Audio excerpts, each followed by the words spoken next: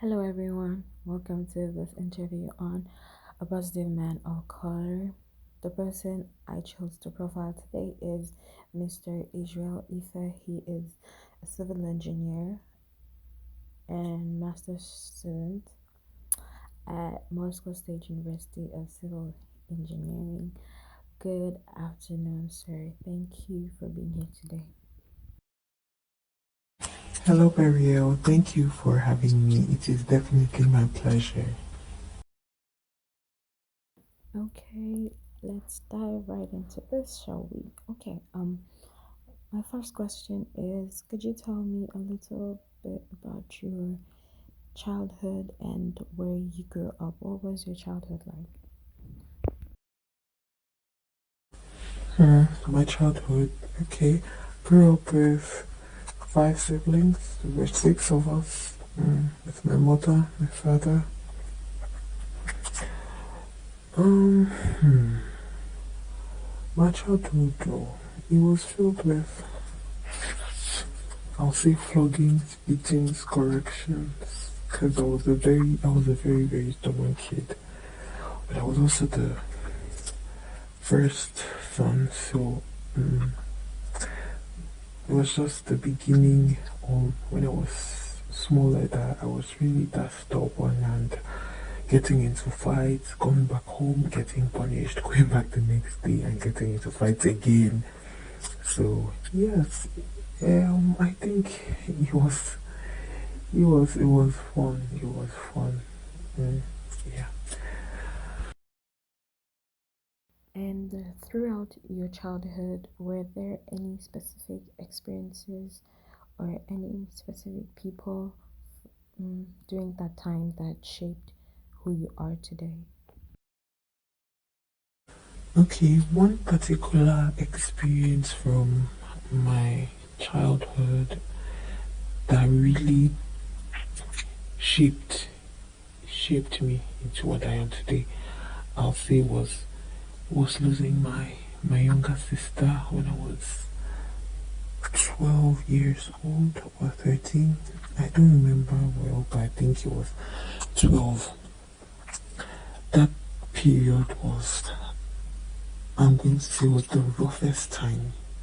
Is that a word? I don't know, but it was very rough for my family. Um, I watched my dad become an alcoholic, and I saw my mom. I saw her going. She wasn't herself anymore. She didn't find pleasure in doing the things she loved doing at first or before.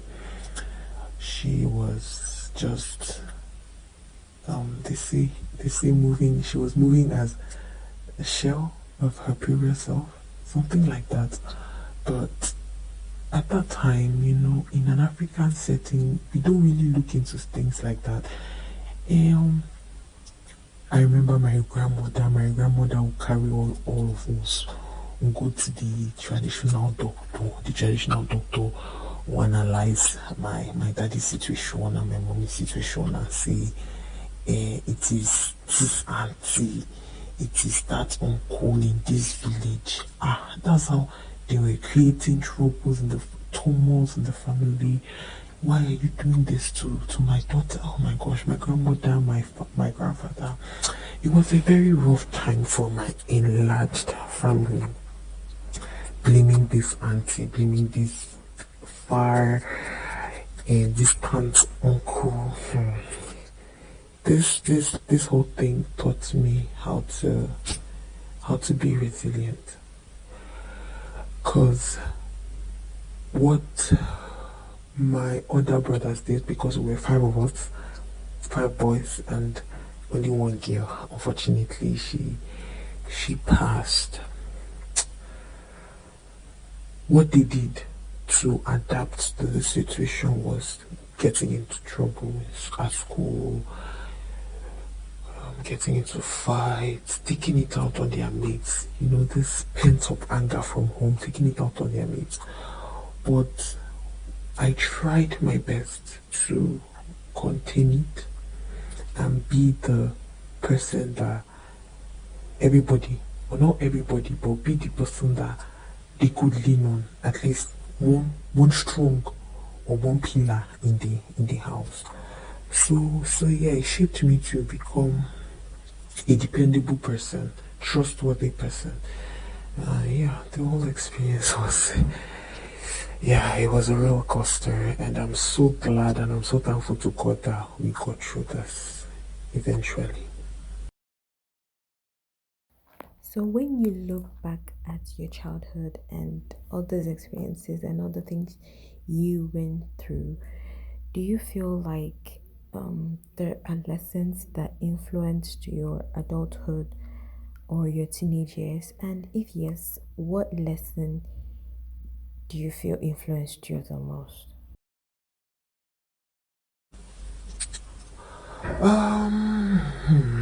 Okay, the one lesson that I think transferred from my childhood to my adulthood, there are several, many of them, but the one that I feel really helped me, especially right now in my adulthood and my relationship and my friendships, I think it was learning to care for others, and being a dependable person, a person others can lean on.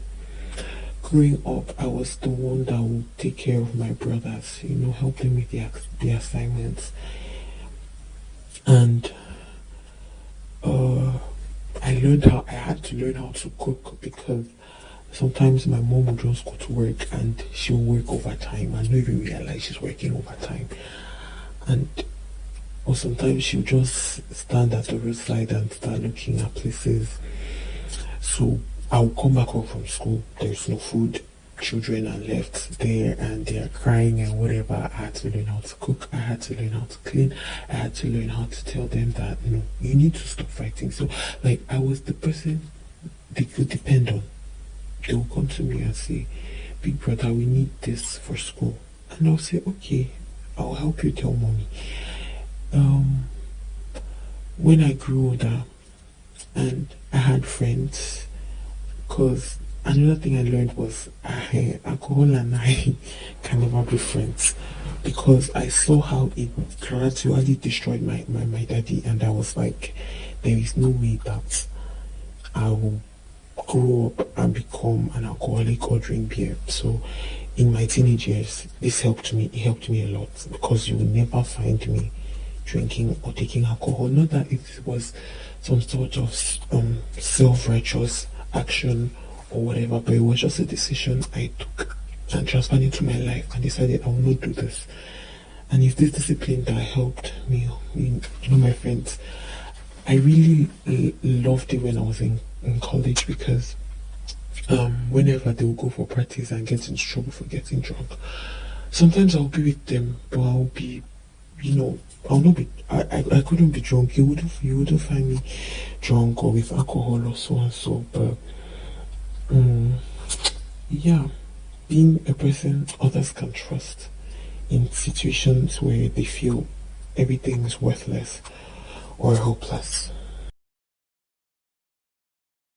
Oh wow. So you are now a civil engineer or studying civil engineering.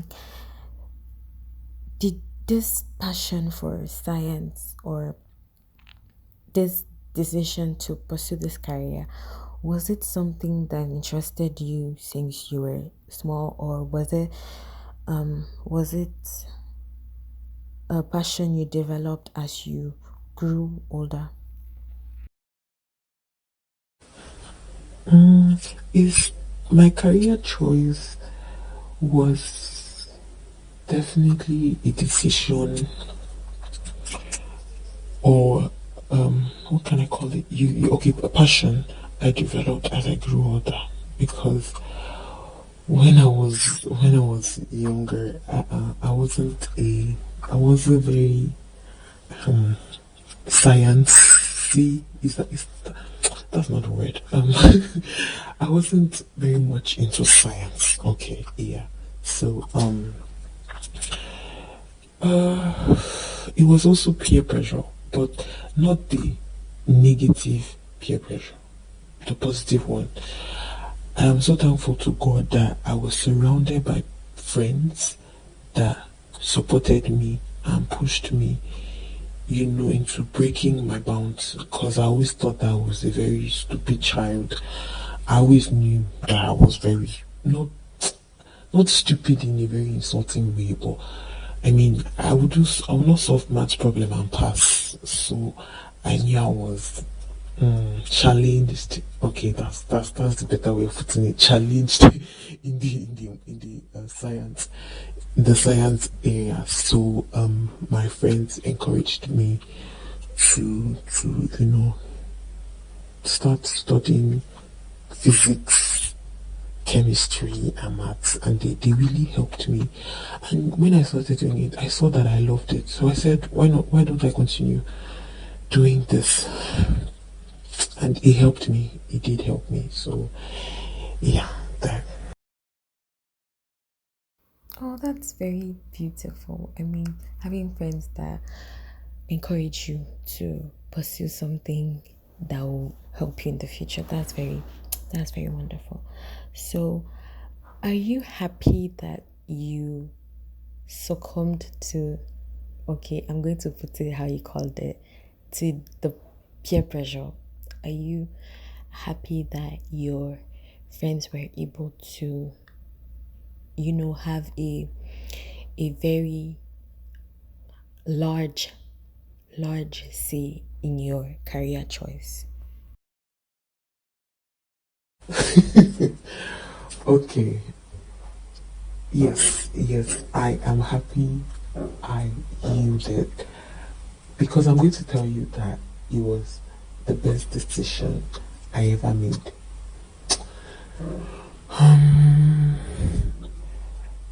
I know why I listened to this friend, because he was a straight A student, always passing his tests, always excelling in the maths and the science subjects.